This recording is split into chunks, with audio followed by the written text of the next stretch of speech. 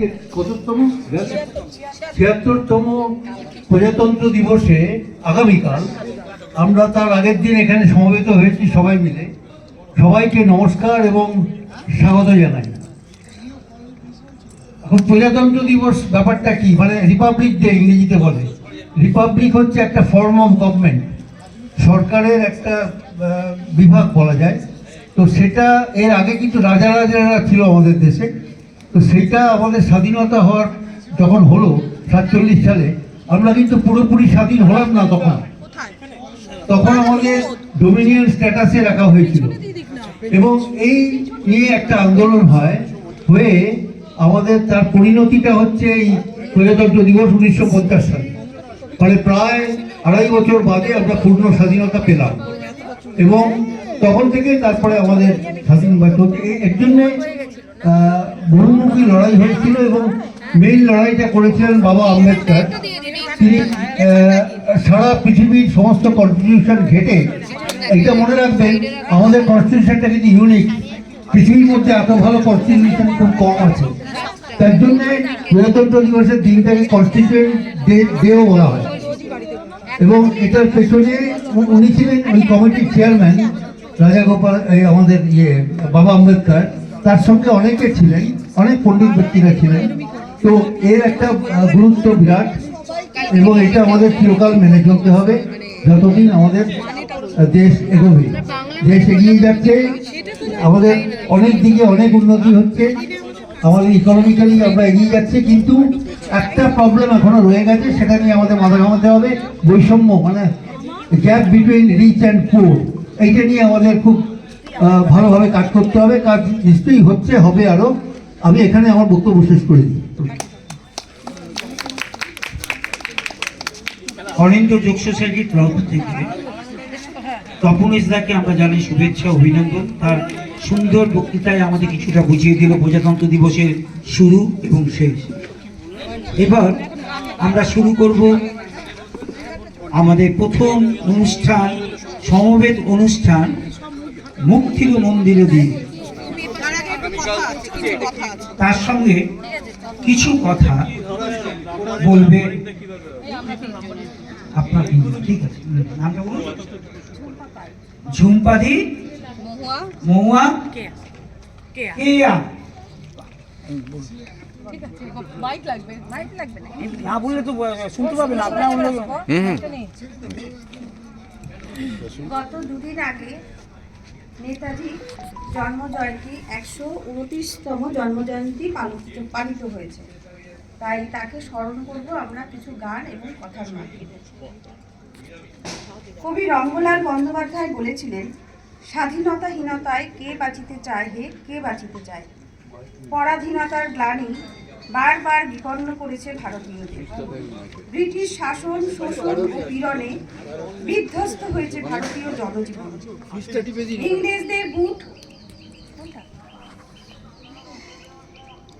শোনা যাচ্ছে, ইংরেজদের বুট আর বুলেটের আঘাতে ক্ষতবিক্ষত হয় ভারতীয় আত্মা।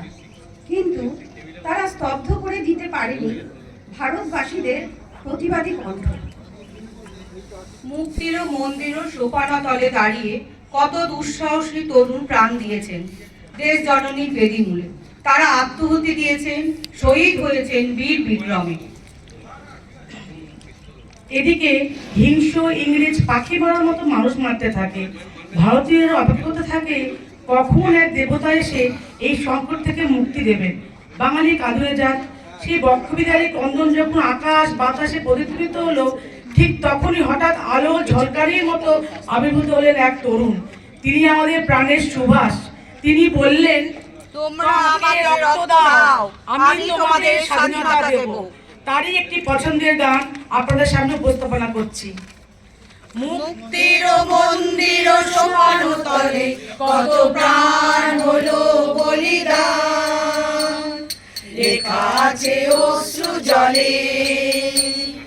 মুক্তির মন্দির সোপানতলে কত প্রাণ হলো বলিদান, লেখা আছে অশ্রু জলে।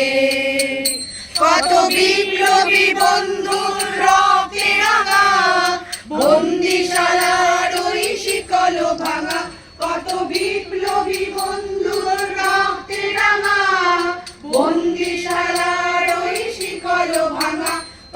কি ফিরবে আজ? তারা কি ফিরবে আজ?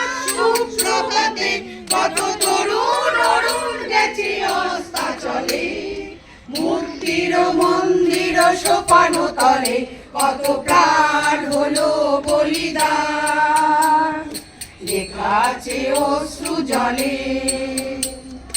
স্বর্গগত তারা এখনো জানে, স্বর্গের চেয়ে প্রিয় জন্মভূমি, এসো স্বদেশ ব্রতে মহাদীক্ষালবি, সেই মৃত্যুঞ্জয়ীদের চরণ চুমি, যারা স্বর্গগত তারা এখনো জানে, স্বর্গের চেয়ে প্রিয় জন্মভূমি, এসো স্বদেশ ব্রতে মহাদীক্ষালবি, সেই মৃত্যুঞ্জয়ীদের চরণ চুমি, যারা জীর্ণ জাতির বুকে জাগালো আশা, মৌন মলিন মুখে জাগালো ভাষা, যারা জীর্ণ জাতির বুকে জাগালো আশা, মৌন মলিন মুখে জাগালো ভাষা, আজ রক্ত কমলে গাথা, আজ রক্ত কমলে দেখা মাল্যখানি, বিজয় লক্ষ্মী দেবে তাদেরই গলে,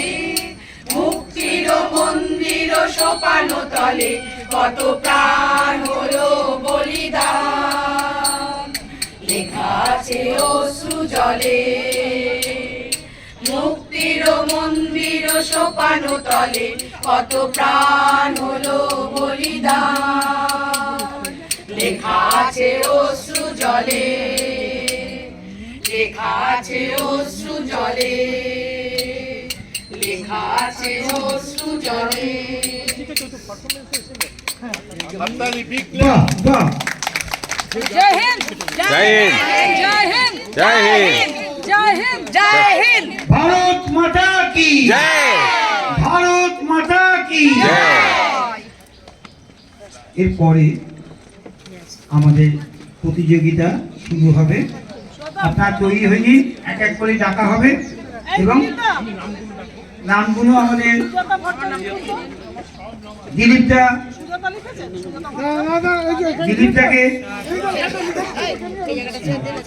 দিলীপদা আপনাদের সবকে ডাকবে এবং